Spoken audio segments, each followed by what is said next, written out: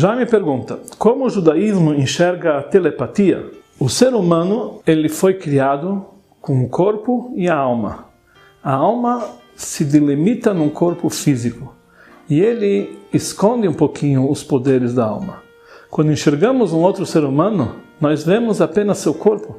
Não conseguimos enxergar sua alma. Porém, entendemos que atrás desse corpo, dentro desse corpo, no seu íntimo, se encontra a alma. Que é essa diferença de um ser humano vivo e, Deus nos livre, um ser humano que já deixou de viver. Como somos delimitados um corpo, o homem só consegue se comunicar com o próximo através da fala, através de gestos, através de escrita, para que o outro consiga enxergar, ouvir ou perceber. A comunicação intelectual não é possível entre seres humanos normais, já que o corpo material delimita eles e impede que exista uma conexão de alma para alma, ou de intelecto para intelecto.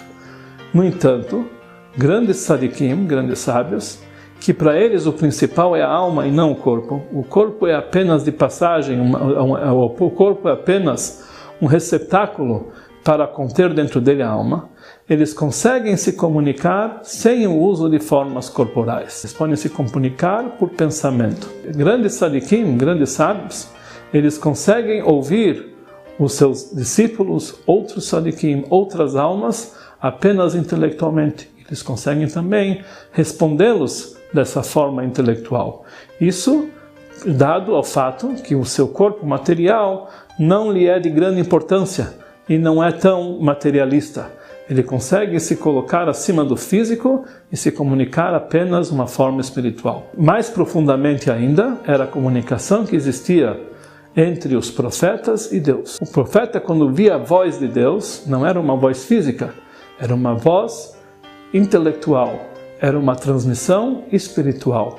Eles conseguiam ouvir essa voz e entender que nem o ser humano entende a conversa do próximo.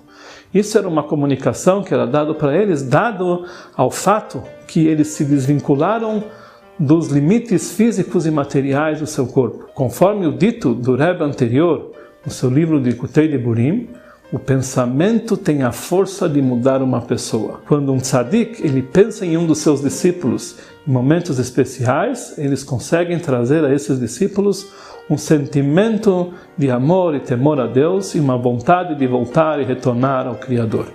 Então isso realmente foi dado a pessoas cujas limitações físicas não tiram dele essa força espiritual. Porque o seu corpo é mais delicado, o seu corpo é mais refinado. Nossos sábios dizem que ao nascer Moshe Rabbeinu, nosso primeiro líder, toda a casa se encheu de luz. Por qual motivo? Porque a alma é considerada uma vela de Deus. Então quando veio a alma para esse mundo, a vela iluminou, então a casa inteira se encheu de luz. A pergunta é, por que quando todos nascem também não tem essa luminosidade? Mas a explicação é que o corpo ele é opaco, ele impede que essa luz transpassa. Mas Moshe Rabbeinu, que era uma pessoa, Moisés, que era uma pessoa de nível tão elevado, o corpo dele não era páreo para a sua alma. As suas limitações físicas não impediam que a sua alma iluminasse para fora. E por isso, pessoas desse nível conseguem se comunicar acima das limitações do corpo também telepaticamente. Então, dessa forma, a comunicação telepática não é algo inventado, é algo que existe, mas, logicamente, para a pessoa chegar para esse tipo, desse nível, ele precisa crescer e galgar os lados espirituais, até que ele realmente possa se livrar das limitações do corpo, e aí realmente ele terá sua comunicação totalmente do lado espiritual.